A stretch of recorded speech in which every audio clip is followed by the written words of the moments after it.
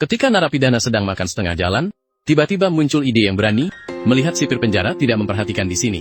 Dia diam-diam melilitkan seutas tali di jari tangannya, kemudian berpura-pura ingin pergi ke toilet. Meskipun pihak lain setuju, namun mengajukan permintaan yang berlebihan, yaitu dia harus terus-menerus menggoyangkan cabang pohon, memastikan mereka dapat melihat. Jika tidak, dia akan ditembak dan dibunuh. Dia tidak merasa panik sedikit pun setelah mendengarnya, melainkan mencari tempat yang relatif tersembunyi. Untuk berjaga-jaga, sipir penjara tetap akan terus menembakkan peringatan kepadanya. Dia hanya bisa pergi ke toilet sambil berteriak bahwa dia masih di sini. Namun di tempat yang tidak terlihat oleh orang banyak, dia sedang diam-diam melilitkan tali di tangannya ke pohon. Dari jauh, meskipun cabang pohon masih bergerak, namun tidak ada suara pria. Saat itu, sipir penjara akhirnya menyadari ada yang tidak beres. Dia segera menembakkan satu peluru ke arah sana, namun dia justru kehilangan kesempatan. Melihat itu, dia segera berlari ke sana. Namun, ketika dia sampai di sini, di tanah hanya tersisa seutas tali panjang. Dia melarikan diri. "Ayo bawa anjing itu ke sini." Saat itu, pria itu sudah tiba di sebuah rumah. Dia tahu bahwa mereka akan segera mengejarnya. Dia harus mencari cara untuk menunda waktu. Jadi, dia menipu dua anak kecil. Dia membuat mereka membawa sebuah kapak untuk memotong belenggu kakinya. Kemudian, dia membungkus bagian yang berlebih dengan kain. Tapi, bagaimana dia bisa menghindari pengejaran anjing pelacak? Ini tentu tidak sulit bagi dia yang berasal dari militer. Dia meminta anak kulit hitam itu untuk membawakan sedikit bubuk merica. Dia menyebarkannya di sepanjang jalan. Dengan begitu, dia bisa menutupi aroma tubuhnya dengan baik. Dengan cara ini, dia memiliki cukup waktu untuk pergi. Ternyata, ketika sipir penjara datang dengan anjing pelacak tersedak karena bubuk cabai dan langsung bersin. Di mana lagi bisa melakukan pelacakan? Melihat rantai besi yang tersisa di tiang kayu, sipir penjara tahu bahwa pria itu sudah melarikan diri. Namun, keesokan harinya, dia ditangkap kembali. Semua orang tampak tidak percaya. Tidak menyangka kali ini lebih cepat daripada yang terakhir. Ini bukan pertama kalinya dia mencoba melarikan diri dari penjara. Untuk mencegah dia melarikan diri lagi, sipir penjara menambahkan lagi satu belenggu di kakinya. Namun, meskipun begitu, pria itu tetap tidak menyerah pada ide untuk melarikan diri. Malam itu, dia memanfaatkan saat semua orang sedang mengadakan pesta dansa. Dia langsung mulai memotong lantai di bawahnya. Rekan-rekannya berusaha keras melindunginya. Dengan sengaja membuat keributan yang besar, agar sipir penjara tidak menyadarinya. Dengan bantuan semua orang, dia segera berhasil memotongnya, dan kebetulan, saat itu sudah waktunya tidur. Ketika petugas datang untuk memeriksa kamar, salah satu tahanan berpura-pura, ada yang ingin dilaporkan, dan mengarahkannya ke samping tempat tidurnya. Dengan demikian, memberikan kesempatan kepada pria itu, melihat perhatian lawan, berhasil dialihkan oleh Mark. Dia segera memanfaatkan kesempatan untuk merangkak di bawah tempat tidur. Seorang narapidana lain, juga segera mengikutinya merangkak masuk. Tak lama kemudian, sipir penjara mendengar suara dari luar. Dia segera berlari keluar. Rekannya, belum sempat melewati kawat berduri. Sudah ditangkap oleh penjaga yang sedang berpatroli. Namun, semua ini dia lakukan dengan sengaja.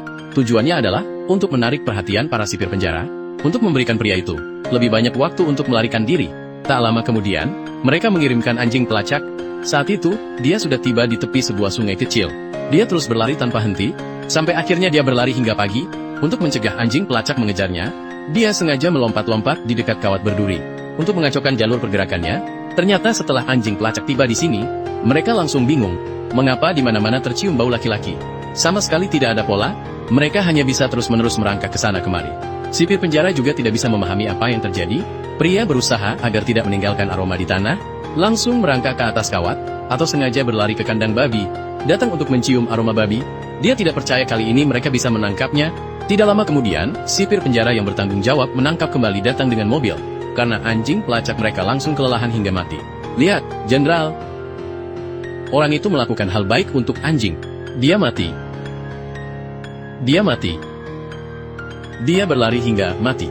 Pelatih memeluk anjing dan menangis terseduh-seduh. Tidak menyangka mereka bisa berlari secepat itu. Bahkan anjing pelacak pun tidak bisa mengimbanginya. Tidak lama kemudian, seminggu pun berlalu. Pada hari itu, Mark menerima sebuah majalah. Dia membuka dan ternyata itu adalah yang dikirim oleh pria. Melihat ini, teman-temannya semua merasa senang untuknya. Dia benar-benar berhasil. Namun, pada malam berikutnya, dia kembali ditangkap. Dia terbaring di tanah dalam keadaan sekarat. Sepertinya, dia telah menderita banyak. Setelah sipir penjara pergi, semua orang segera membawanya ke tempat tidur. Dan alasan dia berulang kali melarikan diri dari penjara adalah karena ibunya baru saja meninggal. Sesuai aturan, dia seharusnya bisa kembali untuk berbakti. Namun, sipir penjara takut dia akan melarikan diri. Tidak hanya tidak memberikan izin cuti, bahkan mengurungnya di ruang kecil. Sampai ibunya dimakamkan, barulah dia dibebaskan. Pria itu hanya ingin melihat makam ibunya. Namun, pengelola tidak mengizinkannya. Jadi, dia memikirkan untuk melarikan diri dari penjara. Dia sebenarnya adalah seorang tentara yang pernah berprestasi. Namun, dia dijatuhi hukuman penjara selama 2 tahun karena merusak barang publik. Awalnya, semua orang tidak menyukainya karena dia selalu suka membual. Hingga hari ini, mereka baru benar-benar memahami pria itu. Semua orang sedang mengobrol, secara tidak sengaja menyebutkan bahwa seseorang makan 10 potong coklat dalam 15 menit, ditambah 7 gelas minuman dingin. Saat itu, pria itu tiba-tiba menyatakan bahwa dia bisa makan 50 telur. Ini membuat semua orang terkejut. Tidak ada yang bisa makan 50 telur. Jelas bahwa para tahanan menganggap dia sedang membual, karena itu beratnya mencapai 5 kilogram. Perut manusia sama sekali tidak bisa menahan itu. Untuk itu, dia bertaruh dengan semua orang. Dia akan menghabiskannya dalam 1 jam, tapi syaratnya adalah tidak boleh muntah. Jika tidak, semua taruhan akan dibatalkan. Tidak lama kemudian, 50 telur dibawa ke depan. Untuk taruhan ini, pria itu tidak makan sepanjang hari. Saat sipir penjara menekan tombol hitung mundur, tantangan resmi dimulai.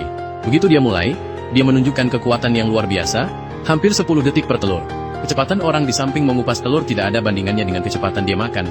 Semua orang menatapnya tanpa berkedip, namun, setelah telur ke-24 ditelan, dia mulai merasa tidak bisa makan lagi. Kecepatannya juga melambat banyak. Untuk mempercepat pencernaannya, dia melakukan squat sambil makan. Ketika dia sudah makan telur ke-32, perut pria itu sudah sebesar perut wanita hamil. Rasanya seperti bisa meledak kapan saja.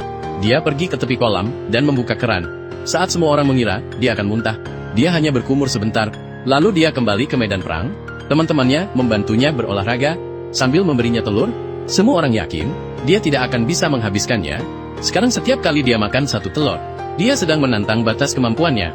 Sekarang masih tersisa 9 telur. Mark berada di sampingnya menghiburnya. Anggap saja dia sedang makan telur puyuh. Waktu hanya tersisa 6 menit. Dia langsung berbaring. Biarkan teman-teman memasukkan satu persatu. 30 detik. Masih ada 1 lagi. Semangat. Telan masuk telan. Ini yang terakhir. Bro, kunyah. 19, 18, 7, 6. Akhirnya sebelum hitungan mundur berakhir, pria itu berhasil menelan telur terakhir. Sejak saat itu, semua orang mengubah pandangan mereka tentangnya. Dia menaklukkan semua orang yang hadir dengan tindakan nyata. Jika sebelumnya dia mendapatkan penghormatan semua orang karena kekuatannya, maka hal yang terjadi selanjutnya adalah menaklukkan mereka dengan semangat yang tak pernah menyerah. Hari itu di penjara diadakan pertandingan tinju. Mark, yang berasal dari dunia tinju, adalah yang pertama naik ke panggung. Orang lain tidak berani menantangnya, hanya pria itu yang berdiri. Namun, dia yang kurus sama sekali bukan tandingannya. Dia memukul lawannya sekali, lawannya tidak mengalami apa-apa. Namun, lawannya bisa menjatuhkannya dengan 1 pukulan setiap kali. Ini benar-benar pertandingan yang sepihak. Kedua orang ini sama sekali tidak selevel, tapi dia tidak peduli berapa kali dia jatuh, selalu bangkit kembali.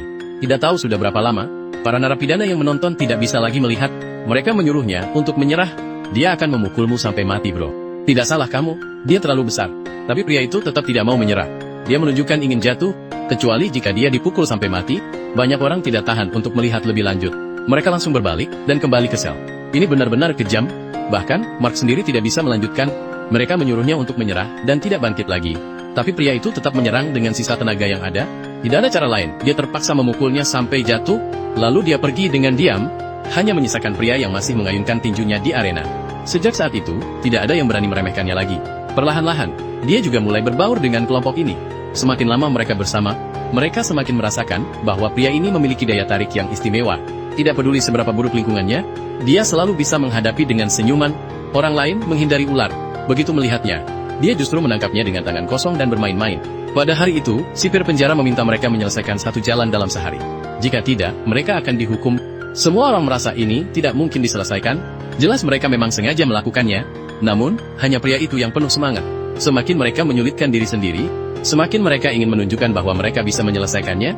Perlahan-lahan, rekan-rekannya terinspirasi oleh semangat juangnya. Mereka semua mulai bekerja keras. Semua orang tampak seperti mendapatkan semangat baru. Mereka berusaha keras mengangkat tanah dengan sekop. Ini membuat sipir penjara di sampingnya tertegun. Akhirnya, mereka bahkan menyelesaikan tugas 2 jam lebih awal. Ini membuat sipir penjara tidak bisa menemukan alasan untuk menghukum mereka. Namun takdir mempermainkan orang. Keesokan harinya, pria itu menerima kabar bahwa ibunya telah meninggal dunia. Dia ingin mengambil cuti untuk pulang melihatnya, tetapi langsung ditolak. Jadi dia memikirkan untuk melarikan diri dari penjara. Untuk mencegahnya melarikan diri lagi, para sipir penjara mulai mencari cara untuk menyiksanya. Selama dia berhenti dari pekerjaannya, dia akan disambut dengan pukulan dan tendangan. Di malam hari, dia akan dikurung di ruangan gelap. Tujuannya adalah untuk melemahkan semangat dan tekadnya, agar dia tidak memiliki energi untuk melarikan diri. Pria itu baru saja menyelesaikan pekerjaannya seharian. Belum sempat beristirahat, Dia sudah dipanggil lagi oleh sipir penjara. Sipir itu memintanya untuk menggali sebuah lubang di sini. Jika tidak selesai dia tidak diizinkan untuk makan, namun dia akhirnya berhasil menggali lubang itu. Sipir penjara lainnya datang dengan marah. Tanyakan dia sedang apa? Mengapa dia merusak tempat ini? Lalu dia menyuruhnya segera menutup lubang itu. Tapi setelah dia berusaha sekuat tenaga untuk mengisinya, sipir penjara yang sebelumnya datang lagi, menunjukkan di mana lubang yang dia suruh kamu gali. Kenapa harus mengisinya? Pria itu tidak bisa menahan diri lagi. Dia langsung menyerang lawannya. Dia tahu bahwa kedua orang ini jelas-jelas mempermainkannya. Namun yang didapat hanyalah pukulan yang menyakitkan. Rekan-rekannya di sampingnya menyemangatinya dengan lagu. Dia hanya bisa mengambil skop lagi dan menerima kenyataan yang kejam ini. Sampai larut malam, dia baru menggali lubang ini lagi. Kenapa tanah ini ada di sini? Saya tidak tahu. Jangan bos, jangan pukul saya lagi. Demi Tuhan, jangan pukul saya lagi. Apa yang kamu katakan? Untuk siapa ini, Luke? Oh Tuhan, saya berdoa kepada Tuhan, agar kamu tidak memukul saya lagi. Menghadapi penyiksaan yang tiada habisnya, pria itu akhirnya menyerah. Dia berjanji akan patuh di masa depan. Tidak lagi memikirkan pelarian dari penjara. Apakah kamu masih akan melarikan diri? Tidak, saya tidak bisa. Saya sudah kembali ke jalan yang benar. Jika kamu lari lagi, saya akan membunuhmu. Melihat pemandangan ini, rekan-rekannya sangat kecewa. Tidak menyangka, dia menyerah secepat ini. Setelah kembali ke sel, semua orang juga tidak lagi berbicara dengannya. Bahkan, ketika dia jatuh, tidak ada yang datang untuk membantunya. Pria itu juga tidak percaya melihat mereka. Teman-teman penjaranya sekarang berubah menjadi seperti ini. Ketika waktu makan tiba, semua orang berebut mengambil nasi dari mangkuknya, membuatnya kelaparan. Sejak saat itu, dia berubah, menghidangkan teh dan air untuk sipir penjara. Seperti seorang pelayan yang patuh, rekan-rekannya tidak percaya dia bisa berubah seperti ini. Dulu, dia tidak akan menyerah pada kesulitan apapun. Sekarang, dia menjadi anjing penjaga bagi mereka. Kamu memukul kepala? Memukulnya? Kamu pergi ambil Luke. Dia juga mulai belajar menjilat sipir penjara. Mandor memintanya untuk membawa kura-kura ke mobil dan membawanya pulang untuk dimakan malam ini. Namun, tidak disangka, detik berikutnya pria itu langsung menyalakan mesin dan mengemudikan mobil pergi. Ternyata, semua ini adalah rencananya. Berpura-pura menyerah untuk menipu lawan. Dengan demikian, menemukan cara untuk melarikan diri. Dari awal hingga akhir, dia tidak pernah berubah. Dia masih Luke yang tidak pernah menyerah. Mark sudah tahu bahwa dia berpura-pura, lalu dia ikut pergi bersamanya. Sipir penjara ingin mengemudikan mobil untuk mengejar. Namun, mereka menemukan bahwa semua kunci mobil telah dicabut olehnya. Setelah itu, mereka tiba di tepi sebuah sungai kecil. Pertama-tama, mereka menyembunyikan mobil dengan ranting. Kemudian, memotong belenggu kaki. Kemudian Mark menghujani pria itu dengan pujian. Pertunjukan yang luar biasa itu berhasil menipu semua sipir penjara. Saat malam tiba, mereka menemukan jalan kecil. Mengikutinya, mereka bisa sampai ke kota kecil. Sipir penjara sulit untuk menemukannya. Namun, pria itu menyatakan bahwa dia tidak ingin melarikan diri lagi. Saatnya kita berpisah. Dia hanya berharap Mark bisa berhasil melarikan diri. Jangan lupa untuk mengirimkan majalah untuk dirimu sendiri nanti. Kamu tetap sahabat baikku, Luke. Jaga dirimu baik-baik. Kemudian, dia berbalik dan pergi. Sementara itu, pria itu langsung menuju gereja. Mulai merenungkan setengah hidupnya, kini keinginannya untuk mengantar ibunya telah terpenuhi. Dia tidak lagi memiliki beban pikiran. Saat itu, Mark datang. Begitu tiba, dia langsung membujuk pria itu untuk menyerah. Ternyata, dia ditangkap oleh sipir penjara segera setelah dia pergi. Mereka sebenarnya ingin membunuhmu, tapi aku sudah berbicara dengan mereka. Aku membuat mereka berjanji jika kamu memilih untuk menyerah, kamu bisa kembali dan hidup seperti sebelumnya. Menghadapi syarat yang diajukan oleh rekannya, dia hanya tersenyum tipis. Kemudian, dia langsung menuju jendela. Aku dan kamu tidak bisa berkomunikasi. Pria itu memilih untuk mengakhiri semuanya dengan cara ini. Dia melarikan diri bukan untuk kabur, melainkan sebagai bentuk perlawanan terhadap ketidakadilan di dunia ini. Dia lebih memilih mati daripada kembali ke dalam belenggu. Hingga detik terakhir hidupnya, senyumnya masih tersisa di bibirnya. Sejak saat itu, legenda tentang dirinya mulai tersebar di penjara. Seorang pria yang telah menciptakan keajaiban berkali-kali, namun dunia tidak lagi memiliki senyumannya. Kalian tahu senyuman Luke kan? Dia tersenyum hingga detik terakhir. Jika sipir penjara sebelumnya tidak mengerti, namun saat itu mereka mengerti. Mereka tidak akan pernah bisa membuatnya menyerah.